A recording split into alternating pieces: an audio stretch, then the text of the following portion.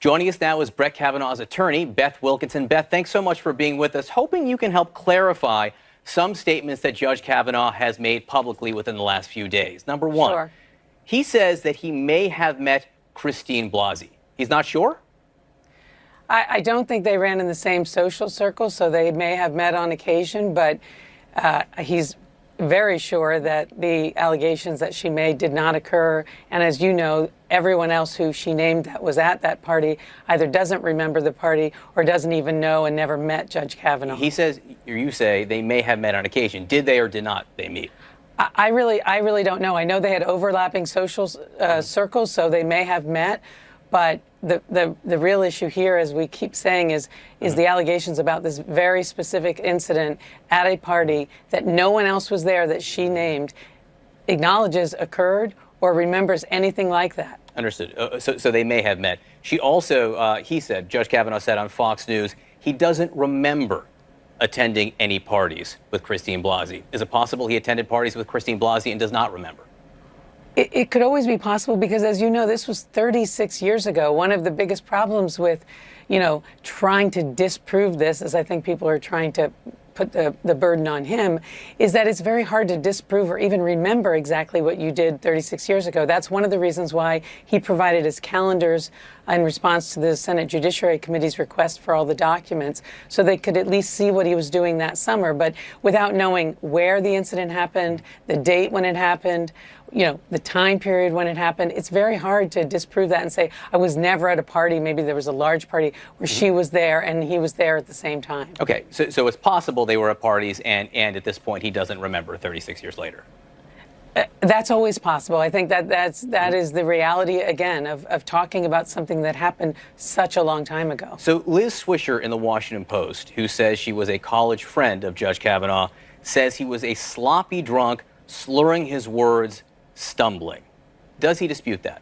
Well, lots of people dispute that, including him. I mean, he's admitted, though, that he's drank. He admits that they drank beers. They were, back then you could drink at 18, so when you were in high school. He admits that when he looks back, there's some things that he did that he cringes over. I don't think there's any dispute that he drank when he was in high school and that he was in college, but that is not the issue here. Well, it is in the sense that he said, again, in this interview, that he was focused on sports, academics, and service projects, and implied in some people's minds that he was some kind of choir boy. That's the phrase in the Washington Post. And there are people coming forward who say they don't believe that's the case. You say he did things that made him cringe or cause regret. What did he do? Well, I think, again, you're misstating exactly what was said.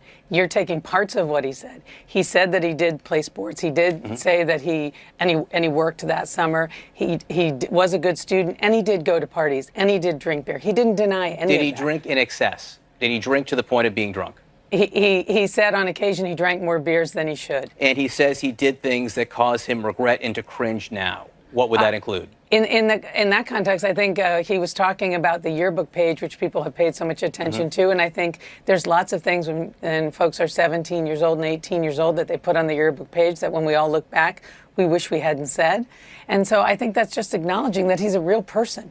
And I think anybody, if this is going to be the standard of how we judge someone going into public service, I don't know why anyone in their right mind would want to go through something like this, no matter what side of the aisle you're on. I mean, if we're going to start saying what you put in your yearbook page is what decides whether you have good character or bad character, I hope my children know that if they make some mistakes along the way, that they can live a good life and still contribute to public service. In some cases, though, it's a standard that he has set for himself.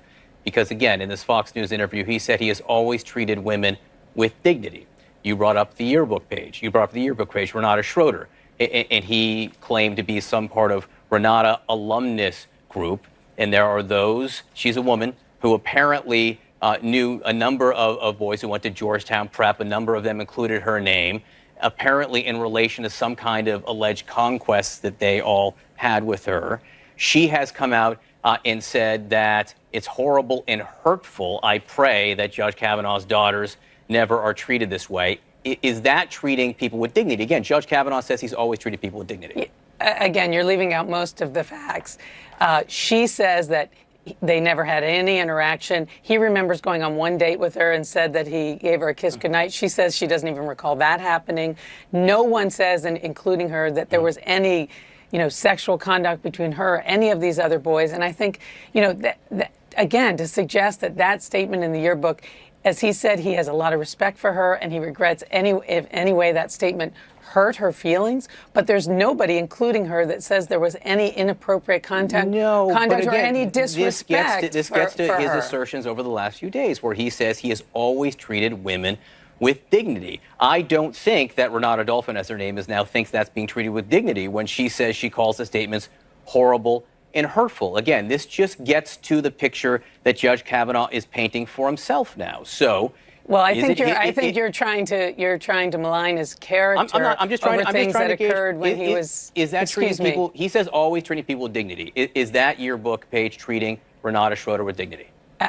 I think what you've heard from lots of people, not just him, women, 65 women who knew him when he was young, people who knew him in high school and college and all the way through, say he did treat women with dignity and respect, that he has been an advocate for women. Is he a perfect guy? No. And again, I don't think anyone is perfect, but he has a long line of people who've known him in all different arenas of his life who say he treated women with dignity and respect. And again, it was a standard that he set in that interview, saying he always did. I was just trying to establish, and I'm not going to push it because I think we got as far as we can on that point. I'm trying to establish whether or not that was treating women with dignity. To the drinking, again, and this is something that was discussed in the Fox News interview, and to an extent, he has said he had a few beers, he did things that made him cringe and cause regret. In that interview, he says he has never blacked out. My question to you is it his claim that he remembers everything from after every night of heavy drinking? I don't think that's what he said, and I don't think he said there was every night of heavy drinking. I think he said he did not black out. He did not say that he never drank too many beers. In fact, he said that he did. And again, it depends on, we're talking about 36 years ago. The question was, did he black out drink at that time? And he said no. Did he remember everything from when he was drinking then? I don't even know what you mean by does he remember everything when he was drinking. The question isn't about everything he ever did. Again, you're talking about every day of his life when he was in high school. We're talking about a very serious allegation here. You're talking about an allegation of sexual assault. Yes. And that's a very important thing that can ruin someone's reputation over a lifetime. And we're not in a courtroom. We're outside in public opinion where you're putting forth all these general allegations instead of talking about the very specific incident where we don't know where it occurred, we don't know when it occurred, we know the people who are supposedly there, and they all deny that they have any recollection of that or of that ever happening. Even people who are not friends of Judge Kavanaugh. What I'm trying to do is test some of the statements that he said over the last few days. Again, because we haven't had a chance to question him. He will be questioned tomorrow in front of the Senate. There's a 1997 memoir by Mark Judge who writes of someone named Bart O'Kavanaugh, that Bart O'Kavanaugh was passed out drunk and threw up in a car. Is that the Judge? I have no idea what Mark Judge was doing. My heart goes out to him because he was very honest in writing about addiction problems that he had, and he's been clean and sober for many years, and I don't know anything about him other than he issued a statement. He wrote that book and he issued a statement saying he was accused of being in that room with Judge Kavanaugh. He said that never happened and that was not like anything he knows about Brett Kavanaugh, and it's not consistent with what he knows about his character and integrity. Does the judge know whether or not he is the Bart O'Kavanaugh in Judge's memoir? I don't think he has any idea who Mr. Judge is referring to either. Okay. USA Today came out and says that they have statements, 4 sworn statements from people who say